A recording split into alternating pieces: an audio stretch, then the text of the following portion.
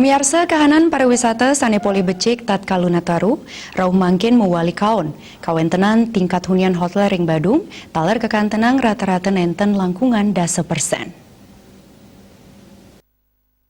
Ini mempengabdi pungkuran sesampun tanggal selai Januari, utawi sesampun puputnya ni PPKM, kahanan ab sida mencekang tur PPKM nenten kelanturang.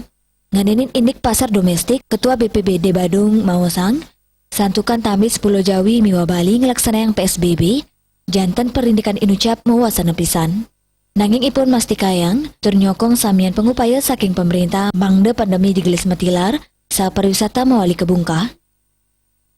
Anutin seselaring gena wisata, sekadi Nusa Dua Miwa Kute, keken yang sepi, ya diasun sedurungnya wenten libur Nataru, sani kekosekin oleh wisatawan domestik.